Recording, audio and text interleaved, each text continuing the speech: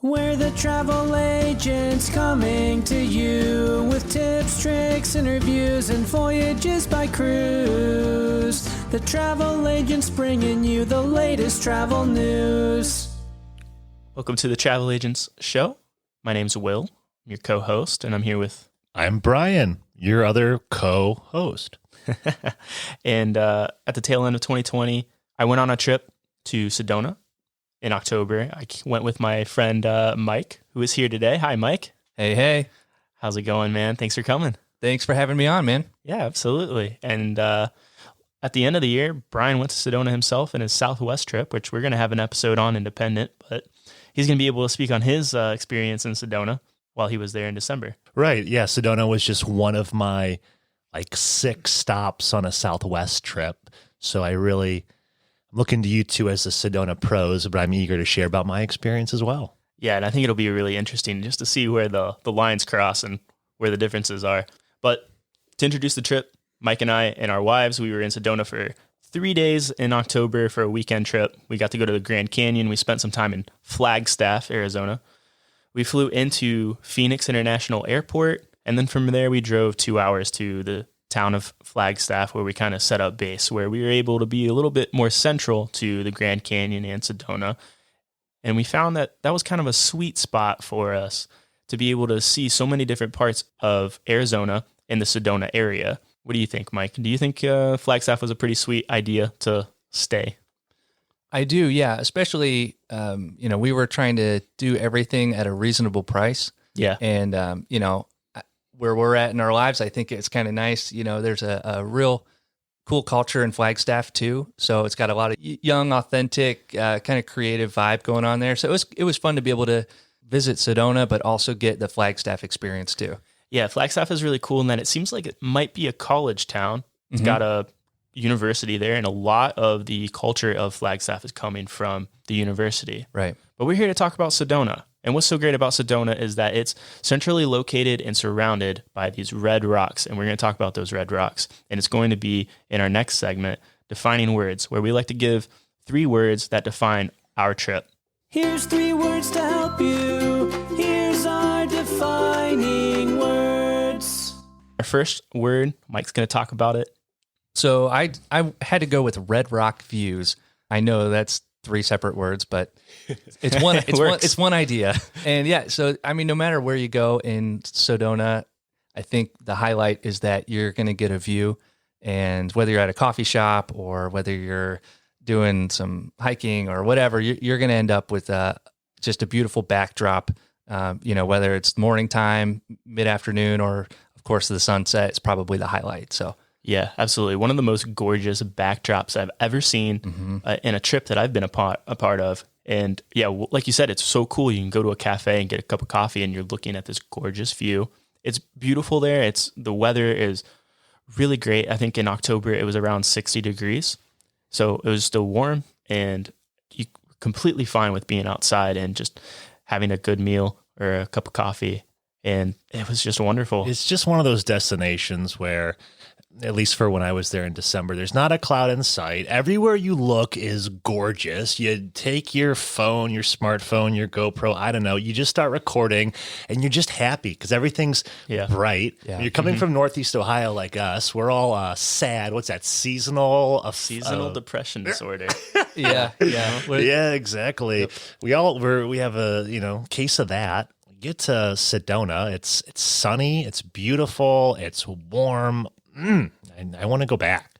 I do too. Same. It was beautiful. Amazing trip.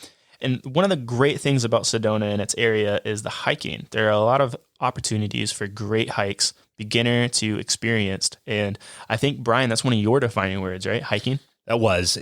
It's going to be your hiker's paradise. I'm excited to tell you that later in this podcast, we actually interviewed Brett from the Hike House. Got to give a little plug for the Hike House in Sedona, right there smack dab in the middle. It's kind of your center for all things hiking. So if you're not really satisfied or you're unsure with your research online of the trails and whatnot, go to the hike house. They know all things hiking in Sedona. Tell them how fit you are. Don't be shy if you do no more than a couple miles back home. They can find a trail for you.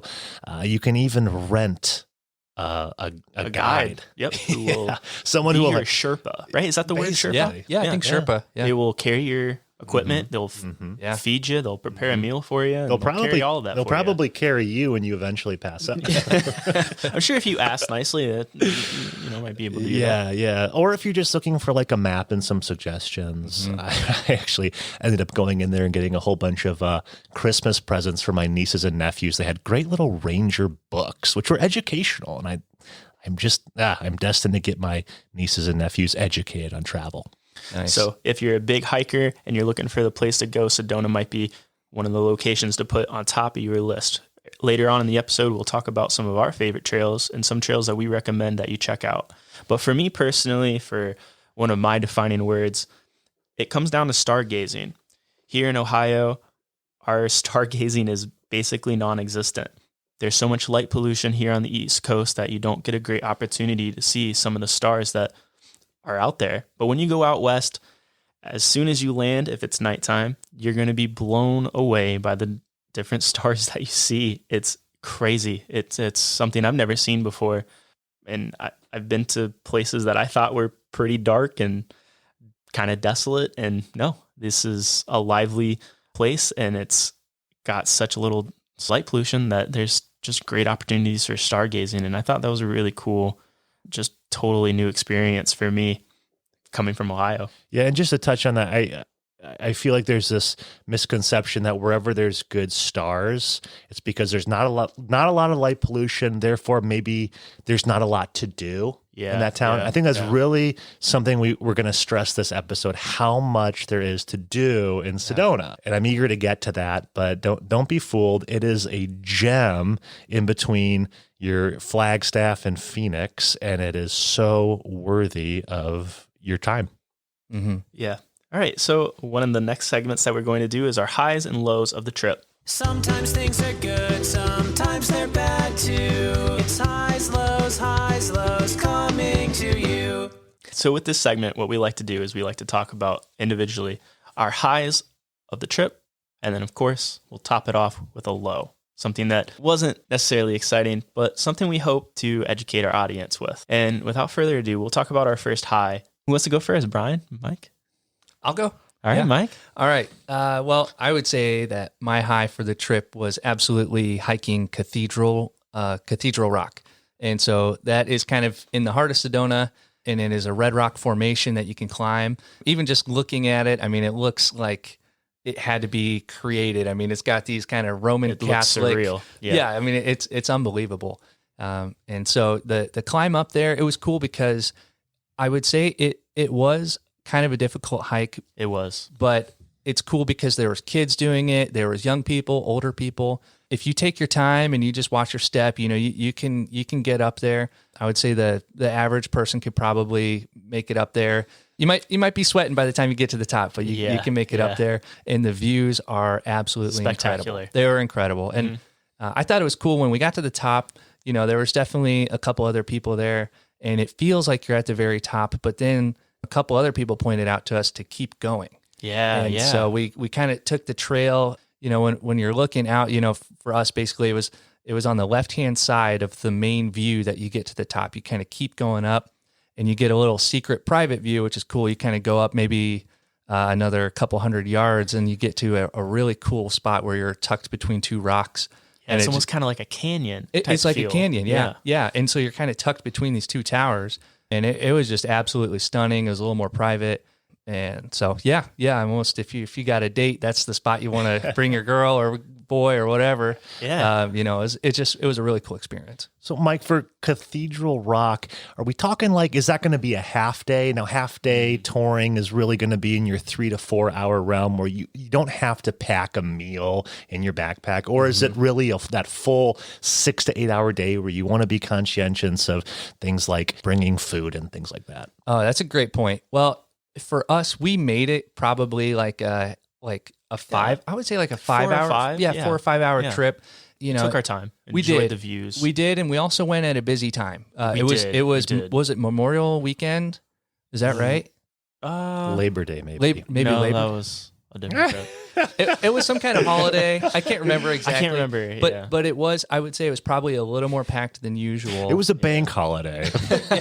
It was Martin Luther King, so naturally, no, I mean it went a little bit slower. I think just because there were a decent amount of people climbing along with us, so it ended up being maybe an hour and a half climb to the top, and then we probably spent an hour up there and an hour. Yeah, I mean the thing about it is that it's a short trip in terms of length. It's a mile long, but don't be fooled because it's all elevation climb and it's a steep elevation climb. I mean, at one point we were on all fours in order to get to the next segment of the trail.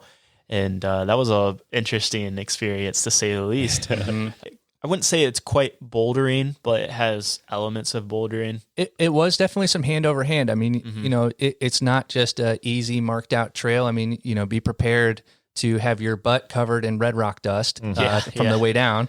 And, and of course your hands getting dirty going up because you're doing some spots, I can visually see that crux where you're climbing in between this crack or whatever for it's sort of the choke point for so many people. It was the bottleneck. I mean, it was where all the traffic was held up, and it was probably about 20 to 30 feet of just a very careful hand over hand, not incredibly dangerous, but just definitely being mindful of where you're going. So, but like I said, man, I mean, even if it is especially difficult for you, I think it's really worth taking the time, taking the trip to go out there and just get up as high as you can go up there.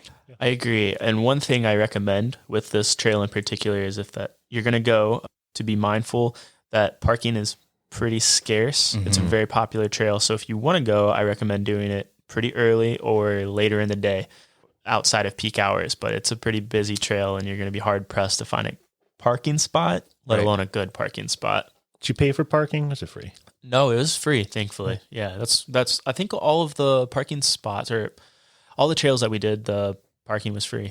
Yeah, and correct me if I'm wrong, but nothing in Sedona was a national park, so you don't have that national park fee.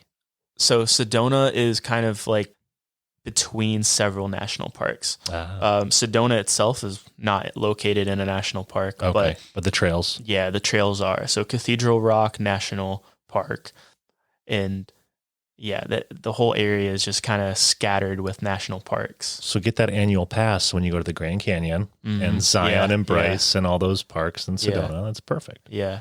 It was, you bring up a good point though, because we didn't have to pay for parking in Cathedral Rock. Right. Nice. But how about your high, Brian? So when I went to Sedona, I did the very touristy but extremely fun Pink Jeep Tour. So Pink Jeep Tours is located right in the heart of Sedona on that main road, whatever it was called, but it is the road in Sedona. Right. It's like their market street. Yeah. And I want to say it was a 2-hour tour. Majority of their tours seem to be 2 hours, though they actually do tours all the way out to the Grand Canyon. And I think even some like out to Vegas too. So wow. There's definitely varying prices. Absolutely. I want to say ours was right in that. It was in that prime area for the majority of their tours, which is like $125 to $150 a piece. So it's going to be, it's where you splurge in Sedona, but it's unlike anything I've experienced. I did the Broken Arrow tour on the Pink Jeep Tour. I'll just try to quickly describe it. You hop into a Jeep with your trained Jeep driver. There were 4 of us total in the back of this Jeep. It was, what kind of Jeep was it? Not a Gladiator, because we talked about that. It's the kind that were in World War II and stuff. The Jeep. Like a Willys? The kind Wrangler of, Willys? It was a Wrangler, but I don't know what type of Wrangler it was. Rubicon. I just don't remember. Rubicon. Is it a Rubicon? I'm almost sure that's what's in my pictures. Sure. Yeah. My guide was Ray. She was a blast. We basically just took off into the Broken Arrow trailhead, which is accessible for the public. But from that trail, imagine just like you're climbing up rocks and you're going over boulders and whatnot. And then you could never imagine that like a 4-wheel vehicle could somehow make it through this insane, crazy terrain. And it just did. You kind of have to experience it. I'm so excited for you to see some of my videos later. Yeah, I'm really excited. Yeah, because it was like, it gave me a whole new appreciation for Jeeps. I will say that. So I'll leave it at that. It was well worth it because of all the like imagine a Jeep going over gigantic rocks. You get an ab workout like you've never had before. So don't, skip ab day that morning because you will get your workout. How many people did the Jeep hold? Yeah, I want to say they were between 4 and 6, depending on the Jeep. It was during COVID. They did a great job. They had the little the barriers between my party and the other party. So it's how these tour companies are trying to overcome this COVID thing is absolutely well. I feel so bad for them, but they're all trying. Yeah, and they really deserve your business for going to these great efforts to keep you safe. Yeah. Wow, that's awesome. I'm glad you were able to do it because I was really curious about it. We didn't get a chance to do it. We were pretty tight on time. But for me, one of my highs, I have to admit, though, with Mike, my high, one of my favorite moments, my absolute favorite moment was Cathedral Rock Trail. But that would be redundant if I said that too. So I'm going to pick another thing. I'm going to say that for me, one of the highs was the Chapel of the Holy Cross. Now, you hear that and you're probably thinking a church. Well, this church is pretty interesting in that it's built into the Red Rocks in Sedona, and it's really close to the Cathedral Rock. I think it's about a mile away from the trailhead of Cathedral Rock. And it's just this beautiful architecture. You really can't miss it when you drive by it. It has this huge cross, and it has a really interesting architecture to it. And so you can park your car and you can climb up. I wouldn't say a trail. It's basically you follow the road up to the church, and you can go inside, and there's a statue of Jesus inside. But what's really cool about it is that you just get this gorgeous view of Sedona and the Red Rocks. So I have to say the Chapel of the Holy Cross, I really recommend it. It's really cool. And it's free, completely free. It doesn't cost you anything. You can go, and it's a nice, relaxing hike. I'd say you probably could do an hour, spend an hour there, soak up some views, get some photos if you want. And it's a good hour well spent. Yeah, I think it is a very serendipitous type of place. It's very quiet. Even with people in there, I think there's just kind of like this level of like, I don't know, kind of respect that everybody's keeping it an experience for other people. You can go there. There were some people praying when we went in there. And I think they actually hold church services. Is that right? Yeah, on I think Sunday? you're right. I think you're right. It's I want to say the denomination it's a Catholic church.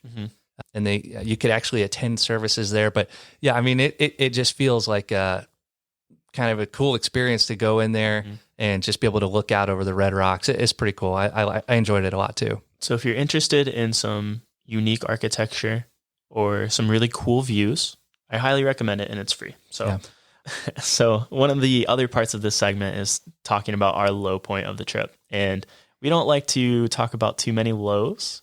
And thankfully for this trip, Mike and I share the same low, but I'm going to let Mike tell the story. Oh, wow. All right. I'll take the reins on it. So we were on our way to the Grand Canyon, and it's about a 2-hour drive from Sedona. But on the way to the Grand Canyon, you build up an appetite, or at least on the way back, and there's not a lot of food options. What you do is you basically pass through this little podunk town. Yeah, and I'm going to interject real quick because we went to the south rim of the Grand Canyon. Correct. In order to get to the south rim, you have to go through this town. And this town's called Tucson. Correct, yeah. Not Tucson, as in the major city in Arizona, Tucson. Yeah. And you have to go through here if you're going to the southern rim of the Grand Canyon. Right. And at the point where we were finished at the Grand Canyon, we were on our way back. So hungry. And, we had a 2-hour drive ahead of us to get back to Flagstaff. So we were like, well, let's look at our options. And one of them was just called a restaurant. Yeah. And so we didn't want to roll the dice on that. So we tried Wendy's, and Wendy's had just randomly been closed. There was a sign taped to the speaker that said, "We're closed." Sure. Even though outside it said we're open. Yeah, exactly.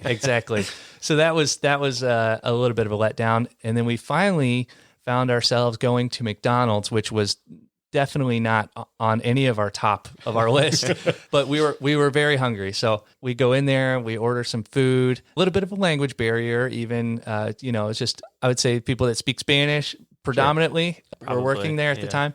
And so there's some communication problems going on, but by the time we ordered and went to pay, they rung us up for $30. And all four of you? No. Just me and my wife. Yeah. I got a McChicken, fry and a drink. Okay. And she got nuggets and a drink. Okay. And we're talking like dollar menu items. We're talking in Ohio, it would have been about $5 or $6. Yeah. And we check out and it was like $28.65. And I'm like, what the crap is happening? Yeah. Like what is going really on? Taken aback. Yeah. So you're probably wondering two things. Why would you eat at a McDonald's when you're at the Grand Canyon? And two, why did you spend so much money on a McDonald's near the Grand Canyon? Well, one, you can eat at the Grand Canyon. When we were there, we were there during COVID. There was a cafe that was open that served just some sandwiches and stuff. We were kind of hoping for something a little bit more. We wanted like a hot meal, basically. So that's kind of why we opted to go back to Tucson. And the reason why we picked McDonald's is because there really wasn't that many other locations to choose from. So moral of the story, if you're thinking about going to the Grand Canyon, which we highly recommend, it is one of the most amazing things that I've ever seen in my life. I highly recommend either packing a meal or eating before you go to the Grand Canyon, or maybe if you can, do your best to wait until you get back to wherever you came from, whether it be Flagstaff or Sedona, and you have a nice meal at a really good restaurant. Or you go to the restaurant called Restaurant and put in our comments below and link to us and let us know how it was. Yeah, please do. I'm actually really curious. I am too. Please, if you're out there and you are a brave soul, please go to Restaurant and let us know. Brian, did you have a low on your trip, with like a low experience with Sedona? Sedona, my lowest was that I was there too little, too short. It is so worthy of longer time, but I'm going to say that in my next segment. So one low I'm going to point out is its distance from major airports. So it is close to the Flagstaff airport. I will give you that. It's only about 40 minutes. Flying into Flagstaff is going to be a little more pricey. I want to say American and United are really the only airlines with scheduled flights in there. American through Dallas, United through Denver. So you're just going to pay a premium to go into a smaller airport. When you're flying into Arizona, you just going to want to fly into Phoenix. It's a hub for American and Southwest. And I know Frontier, particularly from the East Coast, has a lot of new flights added into Phoenix. It's just that darn 2-hour drive once you finally land in Phoenix to get there. So I do wish it had kind of a more central airport with a lot more flights. But all things considered, it is so worthy of the drive from Phoenix. And there is an airport in Sedona, and we're going to talk about that area because there's actually a really interesting trail there. But none of the major airlines fly into this airport. Right. There's no scheduled air flights. Yeah. So I think if you can get a flight into the Sedona airport, it's going to cost you a pretty penny. Let's get on that. Will, your private jet, right, Mike? Yeah. Yeah. Working on it. Yeah. It was out of gas for this trip. Right. Okay. So that kind of wraps up our highs and lows, but one of the main things that we wanted to talk about with this episode are our tips. Tips from the travel agents. So one of the first things that I wanted to talk about with our tips are some of the food recommendations, some of the places that we got an opportunity to eat in Sedona. And I wanted to kick it off. We went to this tamale restaurant in Sedona, and it's a locally owned cafe that's been around for about 35 years, family owned. You're going to interact with the family that owns the cafe. And it's called Tamaliza Cafe in Sedona. And what's so great about it is that it's known for tamales, which is something that we don't get an opportunity to eat in Ohio. I don't know of any place in Akron that offers tamales. So it was a really cool, unique local experience. So if you're looking for something a little bit different, highly recommend the tamales in Tamaliza Cafe. And there's also a few other places that I recommend. in Sedona. One of them is the Hideaway House. If you're looking for pizza and a good view of the Red Rocks, I recommend that. If you're looking for a pretty well-known and well-established restaurant in Sedona, the place to go to is the Elote Cafe. Now, if you do want to go there, you're going to need to book well into a month before you actually go. It's very popular, and the prices aren't too bad. You're looking at about $16 a dish, so that's pretty nice. And in terms of Flagstaff and some other places that we got an opportunity to go to, I recommend getting a cup of coffee at Macy's European Coffee House and Bakery. That's in Flagstaff. It's kind of a locally owned coffee house. They got some really good coffees and baked goods. You can also check out Pizza Cleta in Flagstaff. It's a local pizza shop kind of in the college area. We got to sit down outside and have a nice slice of pizza for dinner. That was really nice. So I recommend those places. They're really great. But I really wanted to touch up on this one place called the Mine Cafe in Jerome. And I wanted to talk about this because Jerome is an old mining town near the city of Sedona. It's about 45 minutes from Sedona and about probably 45 as well from Flagstaff. And what's so cool about this is that it was once a mining town, and it has a lot of history and a lot of culture going on. And when you go there, it's really tiny because it was built in the 1850s. So you have to pay a $4 parking fee, but it's a really interesting opportunity to walk around because it's situated kind of on top of a mountain. You go up some elevation. So there's, again, shocker here, a really great view, but you also just get this really cool experience of being in this old abandoned mining town. Yeah. It was really cool to just walk around. And what's so great about the Mine Cafe in particular is they have some really great breakfast. So if you want to start your day off, if you are in Flagstaff like we were, and you want to make your way over to Sedona, I recommend just going to the Mine Cafe, check out Jerome, walk around for an hour or two and check it out. It's a really unique experience. Highly recommend it. I mean, did you guys have any other places that you wanted to talk about in particular? Well, I was going to interject with the first restaurant you said. Can you say the name of it again? Tamaliza? Tamaliza. So Tamaliza is a Mexican style restaurant. Yeah. And if you don't know what a tamale is, it's a Mexican dish that's like a corn-based dough, and they fill it with meats, beans, and cheeses. So it's kind of a unique thing. If you've never had one, I don't think it's too risky of a category to try. I think it's like pretty general, but it's kind of nice because it's dense. It's a little different. And I think I don't have a whole lot to compare it to, but I can say I was very impressed with it. So I agree with you. I think that was probably one of my favorite restaurants. And I think my personal favorite probably was the Mine Cafe, mostly because I'm a sucker for breakfast food.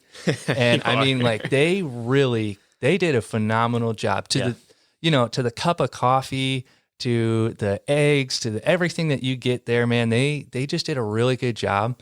And the vibe is awesome because it's like an underground restaurant. You literally you walk down, it feels like you're in kind of like they roll with it. It's like a dungeony, basement-y kind of thing. But it's cool because I think the vibe of the town, from what I understand, is that it's supposedly, I'm doing air quotes, but it's kind of like supposedly haunted. Yeah, that's right. And so it's got this kind of abandoned mine town feel, but it's also got this really cool artisan kind of feel. And so I think if I go back, when I go back, I'm probably going to try to spend a little more time in Jerome, because I think it was just something cool. It's something different. And, for being only like 45 minutes away from these other two really cool places, I think it's a great place to spend the day, maybe if you have that kind of time.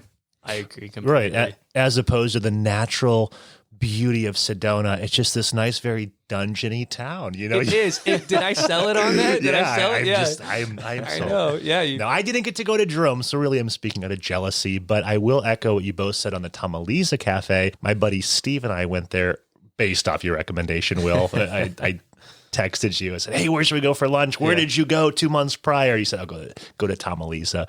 And it was funny because my buddy Steve I wouldn't say he was against it, but he's like, what is this? Like, tamales, because we just really said we don't know. We're ignorant. That's all. And I had to take a business call when our food came out. It was the worst timing. Oh, no. And when I hung up the phone, I turned around. He had finished his first tamale. He went back in to order 4 more because he wanted us to try. He wanted us to try all the different varieties. Oh, that's cool. So we ended up just chowing down on 6 total tamales between the two of us. It was that's awesome. I'm really glad you liked it that much. That's awesome. Yeah, I recommend it.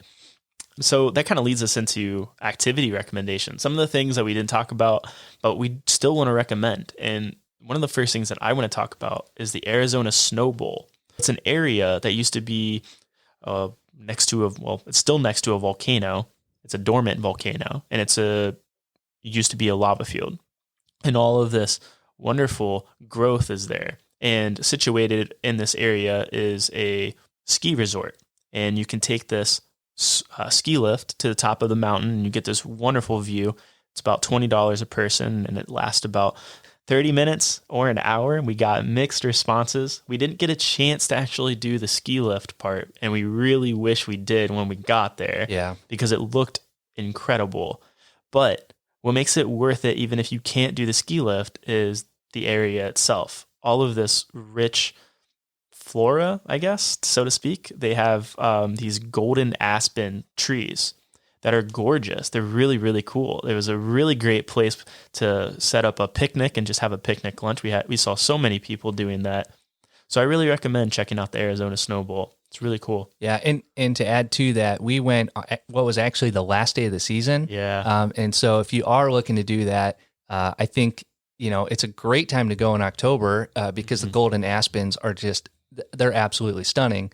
But make sure you can get in there because it was the last day. There was a line just going down the mountain that was just like, okay, we're not getting our chance here today. But we didn't know. It was kind of a last minute thing that we were trying to do. Yeah. So make sure you plan ahead a little bit on that one because they do it's a seasonal thing. Yeah, that's true. That's a good point. Thanks, Mike. Yeah. And that was for the ski lift. You can still go to the Snow Bowl even when the ski lift is not in operation. So we still recommend it. And then in Sedona, one of the places to go check out is a shopping center called Tlaquepaque. And funny enough, that's actually where the hike house is. The hike house. Yeah, that's kind of the area that the hike exactly. house is. It's right there. Right. Okay. So what is Tlaquepaque? Tlaquepaque is a shopping center that has a lot of local arts and crafts, local food stuffs. So you can get pretty good chai at a local chai place. That's pretty interesting. Never been to a local chai place before, but it's a nice Indian lady who's owned this little place for decades, and you can get some chai from her childhood. So that's pretty cool. And what's cool about Tlaquepaque is there's a lot of different just local crafts. I passed by it multiple times. Didn't actually go. Is it outdoor or is it indoor? So it's an outdoor shopping mall. I really see a trend here with Sedona, and it has to do with the weather, I know, but everything is just outdoor and it works. And it's almost shocking for us coming from Ohio. You can't have an outdoor place 3 months a year. It'll be okay. Right. But then the rest, you're out of business. And it just seems like I've heard from friends, oh, did you go to Sedona? You got to do outdoor yoga. You got to spend all day outside and do the trails and everything. So I really sense that Sedona is going to be great for those who are health conscious and really want to get some fresh air. Yeah, absolutely. But Tlaquepaque is a good place to pick up a souvenir or two. Yeah. Oh, yeah. I think it's cool because you say outdoor shopping mall, but in my brain, I want to describe it like with the stucco buildings that are, they're attached to a tree. I mean, the chai place literally feels like a tree house. You're outside, you're inside. They got these big pallet board benches, and the chai was awesome, man. I mean, it was just a unique experience. You definitely got to give it a chai. I'm sorry. No, we can be punny. It's all cool. right. Okay, puns are accepted here. So you didn't see your Macy's and your Dillard's. And right. Yeah, I just wanted to distinguish or, kind of add some clarity to the term outdoor shopping mall. I mean, the structures and the trees itself, it could just be something cool to go visit. Yeah. Everything's got a cool feel. And I have to give the plug for the green arched McDonald's. There it is. Oh, The yeah. only McDonald's in the world that doesn't have golden arches. It's right in the center of town. You're going to see a McDonald's and you're going to notice right away, oh, that's those aren't golden arches. They're green. I read up on it, and it turns out they didn't want the gold to clash with the red rock. So they got approval from Mr. McDonald. Ronald? Yeah, Ronald. Well, we're not on a first name basis CEO. quite yet, but yeah, they got permission to do it. So I actually pulled in and got my picture. Didn't buy anything, Nice. but I had to get my selfie with the green Yeah. arches. No, I'm not judging. Well, I'm judging a little bit, but not too much. Yeah. Oh, I welcome You you. could have spent $30 at the McDonald's. Like, Yeah, right. Honestly, yeah.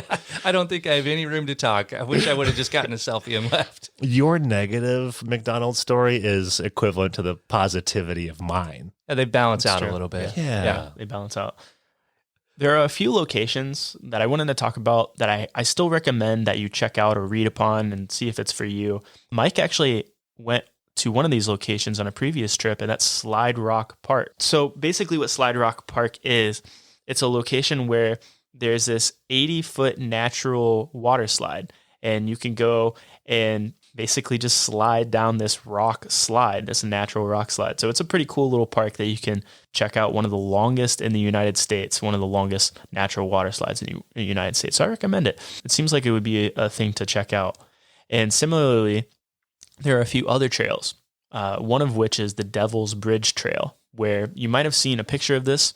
You basically walk out onto this bridge, and it's kind of out in the middle of nowhere, it seems. Like you walk up to the end of this bridge, and there's nothing there. It's a dead end, so you got to go back. But you're sort of being pulled out into this beautiful scenic view. And it looks really cool. I really want to go back and do this trail. It was between this trail and Cathedral Rock Trail, and we opted for Cathedral Rock, but I do recommend checking out Devil's Bridge. And the last thing I want to recommend to our listeners is an area called Lockett Meadow, or the Inner Basin Trail in the Cocanico National Forest. That's near Flagstaff. And what's so cool about this is that it's a great place to find these golden aspens, but you're also going to see some of the San Francisco mountain peaks, which are in the Cocanico National Forest, and they're the highest peaks in Arizona. So you're going to get this really interesting foresty trail along with some really cool mountain views. And I really wish we could have done it, but it was out of season for us. The trails were shut down because of the weather in the mountains. But I recommend checking it out. Did anyone else have any recommendations that they kind of wish they would have done?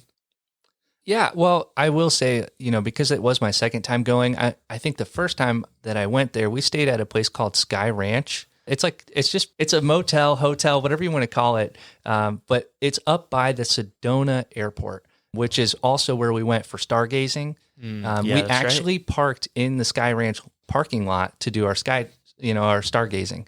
And, it's not, if you're looking for a Marriott with 4 stories, this is not it. But if you're okay, it's still a nice, safe area, but it's at the top of a mountain, and it's just like a ranch style hotel, motel place to stay. And it was, I would say, fairly affordable. I can't remember the exact price, maybe like close to that $150 to $200 a night. Right. Okay. But you're in the heart of it all. I mean, it's a great place to be, like in Sedona, a little bit outside of town, and you get some great views. You wake up in the morning, you got a crazy cool sunrise, and you also got really great stars at night. So Yeah, that's true. That was a really cool place. It's on top of the airport mesa where the location of the Sedona airport is. And what's cool about it is there are some really great trails in that area too. So even if you are looking for a trail, but you don't want to drive, you're right there and you got a really great trail to go see. So yeah, that's a good recommendation. Yeah, I remember when I started first selling Sedona, or I should say clients came up to me and said, hey, we want to go to Sedona. This is really before I knew anything about it, except that it was a city that wasn't Phoenix and it wasn't the Grand Canyon or Flagstaff. And I remember it was a family who said, we want to go to Sedona because of the vortexes. I was like, I just kind of smiled and nodded because, I was behind a desk. I should look like I know what I'm talking about, but I really had no idea what it was. Turns out this is really a draw for tourism. These vortexes they have, I'm not sure I can quite explain it other than that, like it's a source of energy Right. Yeah, you got it. Yeah. Do you that's have what they any say. extra to add to that? Did you do anything like that? I mean, we went to some of the places that are designated as energy vortexes. Yeah, but and, did you feel it? I think Cathedral Rock is one of them, and all I felt was tired. Okay. So it sucked the energy. It sucked the energy out. Had the inverse vortex. Yeah. No, I mean, I could see though, you know, I had saw, a nickel. Yeah. Sorry, go ahead. Right. Last time I was there, I saw people meditating up on the Red Sure. Rocks, and you know, I can't speak for myself personally, like experiencing that, but I think I have seen some people that were, you know, enjoying that part of the Sedona experience. They say that at certain times of the day, you'll hear people drumming, like banging on drums. Interesting. I've Yeah, heard that. maybe even some dancing. I'm not quite sure, but it's definitely a thing. Yeah. So if Oh, you're I into can see that, go. If you're into that, I'm pretty sure I marked a few of them in our itinerary, in our travel guide. Sure. So if you're interested, you can check that out. My last tip, Will, is just that Sedona is worthy of a full, I would say 4 or 5 days. You're really going to see me, particularly in my European itineraries, harp on my 3-night stay routine, where there's the arrival day, there's the historical day, then kind of the fun day and / departure. But for Sedona, I really want to push that just a couple days it's not enough. There's enough to do to go for that 5, 6, or even full week trip. And you're not going to hear me say that about a ton of destinations. Wow, there you go.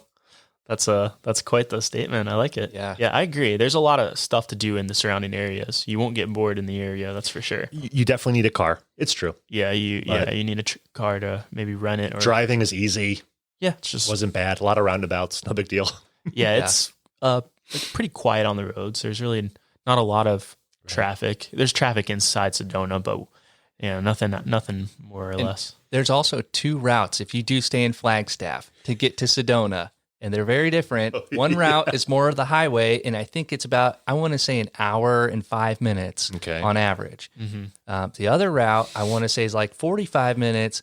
But if you got a sensitive stomach, you're going to want to stay off it because I got really sick that night. I'm so glad you're bringing that up. I said, the driving's easy, except for, go ahead. that drive from Sedona to Flagstaff or Flagstaff to Sedona. I can't remember the exact route off the top of my head. It's I want to more say of it was a mountain route. 90 or something. Whatever the route is, it's the mountain route. And it's got a lot of bends around there. Yeah. And if you had just eaten or you have any kind of sensitive stomach or whatever, I mean, it'll throw your stomach for a loop. So you got to be ready for it. I'm so glad you said that. Did you do it in the daytime or night? Night. The nighttime. We did in the night too. Yeah, it was pitch dark. I got to drive, which is great because the buddy who I went with is a crazy driver. And he drives way too fast, and I always get sick when he drives. I was so thankful that somehow it worked out that I was behind the wheel because we were doing like, what's it called when you do like a 180-degree turn? A 180. A 180. Yeah, you can call it a 180. Sure, we were doing 540s at that time. Right. Did Steve get sick? No, he doesn't get sick. Oh, okay, well, good for Steve. Yeah, There is one last thing that I wanted to touch on with our tips, and I wanted to talk about the Grand Canyon. The Grand Canyon from Sedona is 2 hours north of Sedona. If you're staying in Flagstaff, it's only about an hour and a half. But the thing about the Grand Canyon is you might be wondering, where do I park? It's so popular. How do I get around? And how can I hike in the Grand Canyon? If you don't want to drive to one of the parking lots in the Grand Canyon, you can take a shuttle in the town of Tucson, where we got this expensive McDonald's.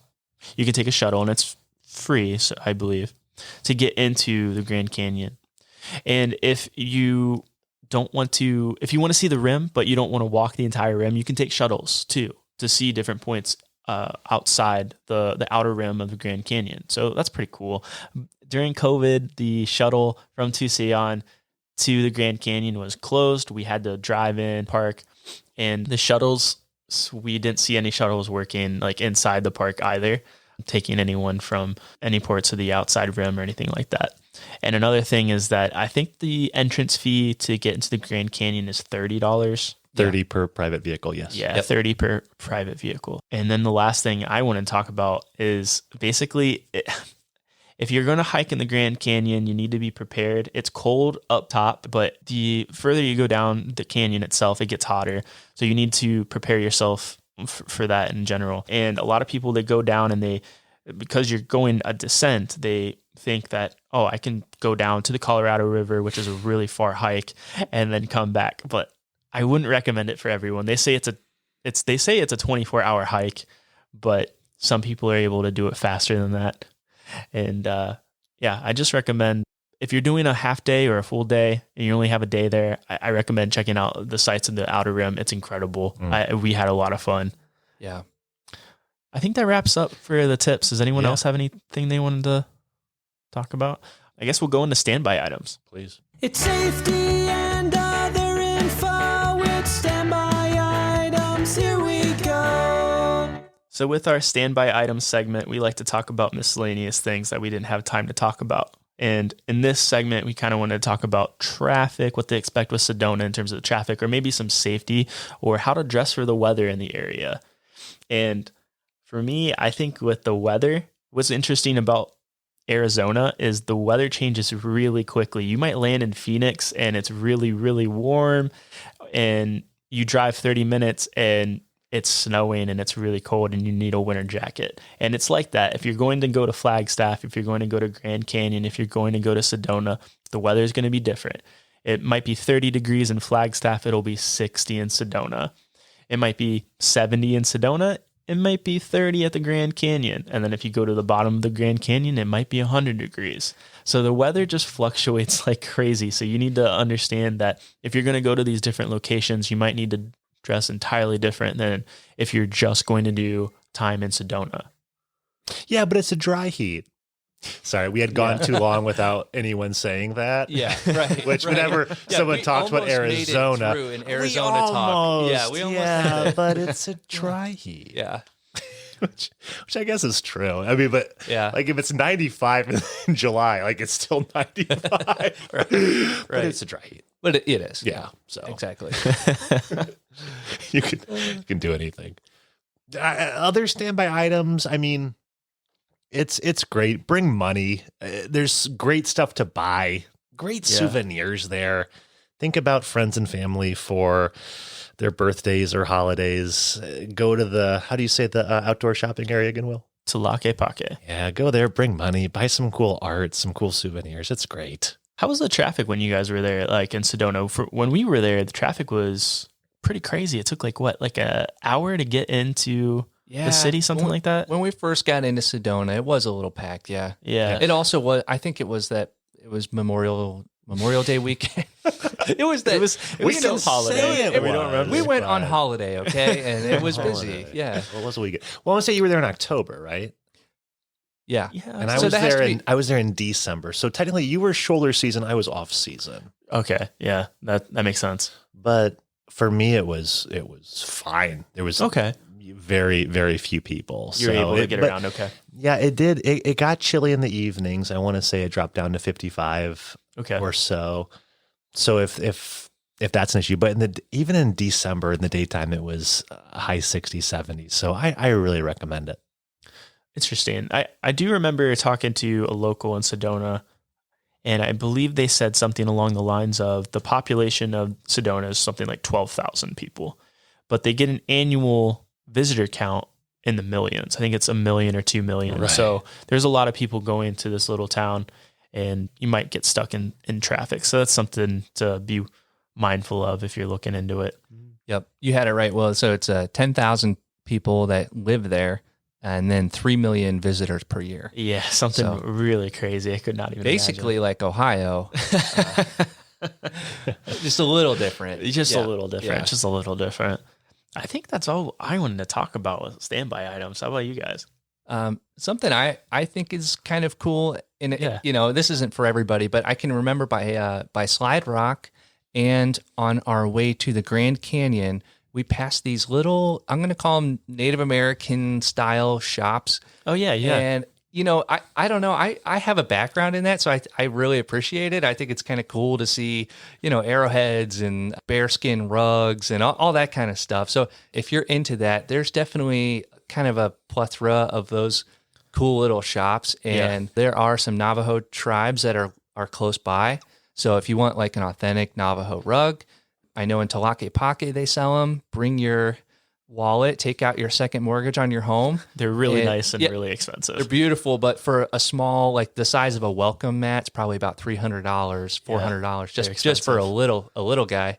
But yeah. So there's some cool Native American culture around there as well, and that's basically it. That's great. Hotel wise, you're gonna have, I would say, the 5-star resort I would point out is called Le Auberge Sedona.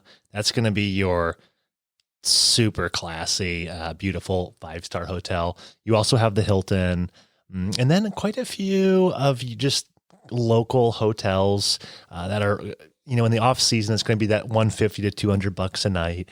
I want to say in the peak season, probably that April, May, June, you're going to pay quite a bit more. And then the last thing I want to say with standby items is just two things. One, a lot of old Western movies were filmed here, and it does have that look. So if you are a classic Western film fan or movie buff, you are going to really fall in love with this, including the movie Billy the Kid and Broken Arrow. And lastly, I would just say like epic adventure sports and adventure activities. I say that because there was this like mountain and there were people who had dirt bikes, like they were going around it up top. It looked unplausible, but it draws a lot of mountain bikers. Yeah. Oh, wow. Ooh, also climbers. So if you're into climbing, Red Rock, it calls your name, right? Yeah, absolutely.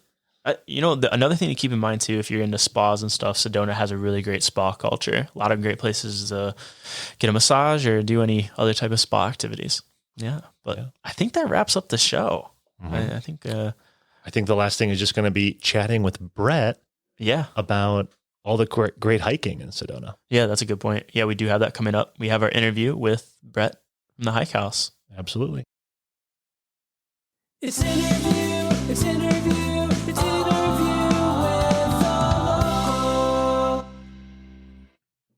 Super happy to have Brett Ulrich with us. He is from Sedona, Arizona. Brett, thank you so much for joining us. My pleasure, Brian. I'm happy to be on. Oh, that's great. Thank you.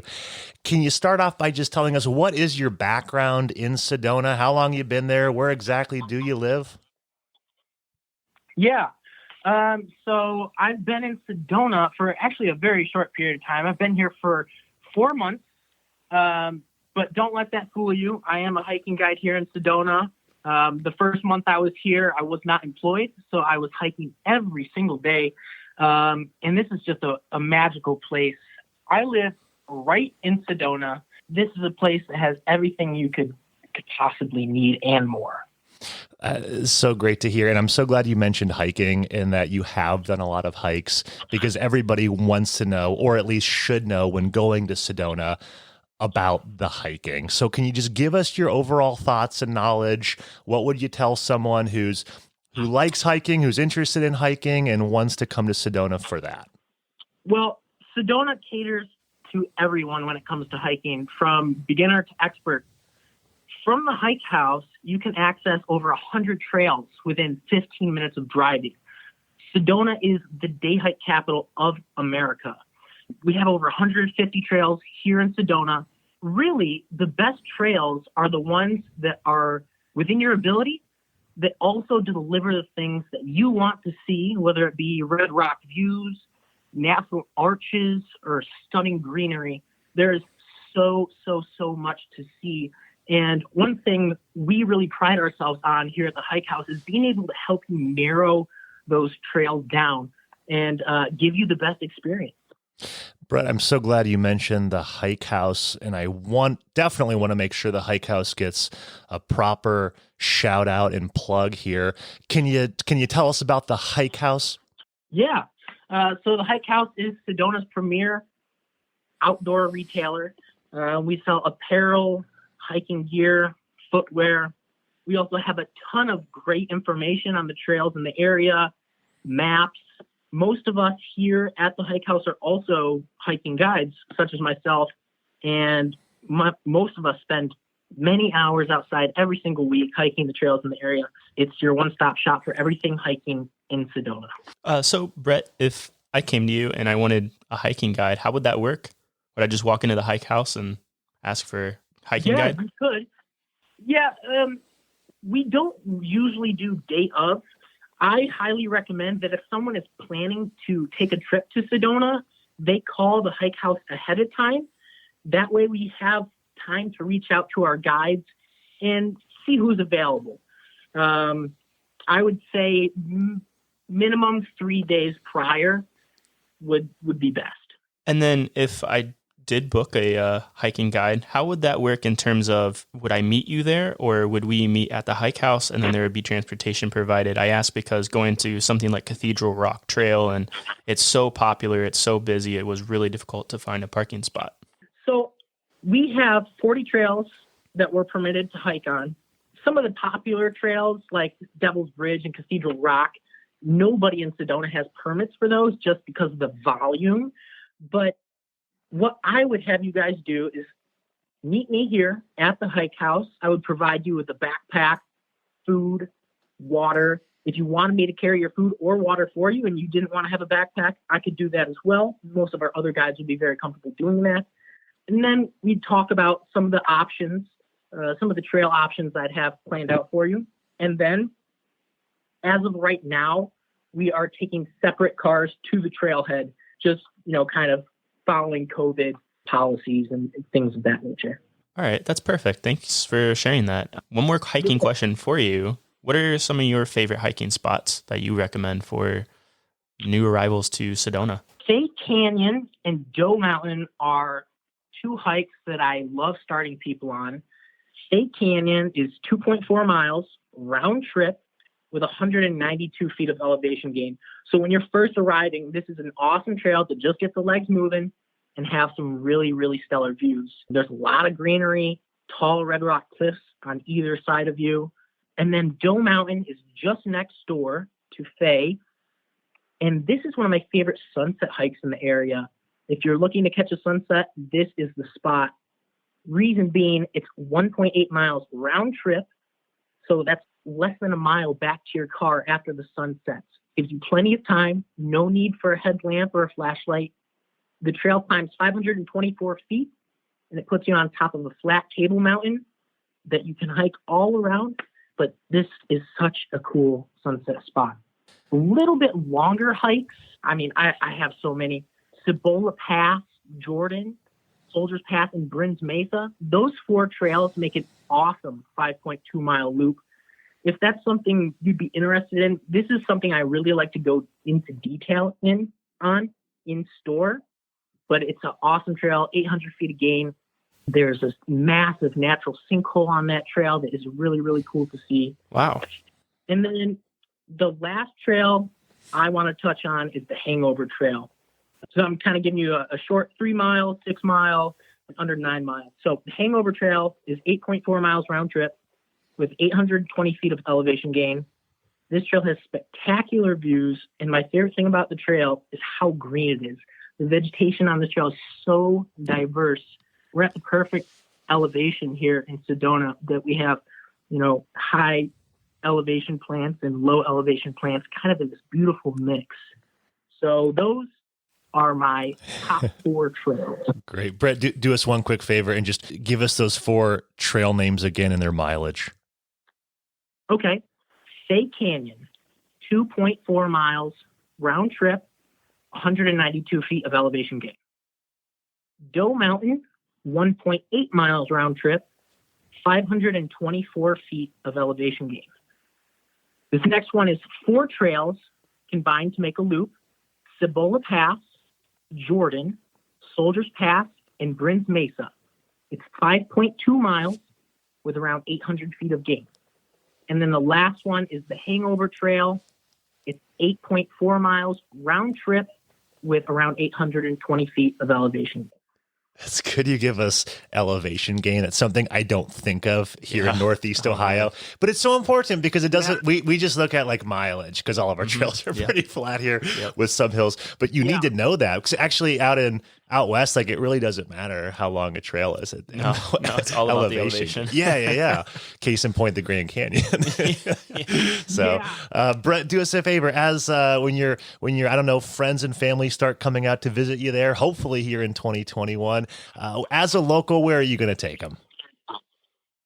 Honestly, I'm going to hike most of those trails I just named off. It gives you, great short trails that you can hit early in the morning, longer ones. And then there's a couple secret spots if you stop by the hike house I can tell you about. As far as other things to do in Sedona, we have so many awesome restaurants here. A couple of my favorite are like Della Piani Burger, the little burger joint located in the Hillside Shopping Center. It's just a couple minutes away from the hike house. So I'm there all the time. All their ingredients are super high quality, and the beef patties are just incredibly delicious. The Vault, uptown Sedona, is also a favorite of mine. They have awesome appetizers, salads, sandwiches. They have an incredible drink menu. And one of my favorite things about the Vault is it's a great place to bring people to sit outside and enjoy awesome views. They have an awesome outdoor patio that overlooks the Munns Mountain Wilderness. And that's probably got to be one of my favorite restaurants with a view. Brett, any words of caution or advice to travelers wanting to check out Sedona? Yeah. When hiking, it's best to get to the trailhead early. I will say that. Before 9 a.m. is best. After 9, most trailheads are either full or they're filling up very fast. If you're hiking our most popular trails, such as Bell Rock, Devil's Bridge, Cathedral Rock, or West Fork, the earlier, the better. I would suggest getting there around 7 a.m. if possible. That way you can secure a spot in the parking lot. Also, traffic during the weekends can get a little crazy. I always tell people to be a very defensive driver when in the roundabouts, use a lot of caution. There's a lot of confusion can happen there. Other than that, not a whole lot. If you're here in the summertime, I get a lot of questions about wildlife. Should I be worried about rattlesnakes, bears, mountain lions? For the most part, not really. Rattlesnakes usually stay off the side of the trail. I do suggest, watching where you're placing your feet. But for the most part, snakes and other animals don't like humans. And the trails here, for the most part, pretty highly trafficked, so they're going to kind of stray away. Now, if you're off trail, that might be something you run into more often. But that's about it. Or words of caution. Brett, thank you so much. How can our listeners find the Hike House online? Type in The Hike House Sedona, and it will be the first thing to pop up. Perfect. Fantastic. Are you guys on Instagram or anything like that? We are on Instagram. It's The Hike House. Perfect. All right. The Hike House. So, Brett Ulrich from the Hike House in Sedona, Arizona. Brett, thank you so much for your advice and thank you for your time. My pleasure. Will, Brian, awesome talking to you guys. We're the travel agents, that's the end of our show. Make sure to comment and subscribe.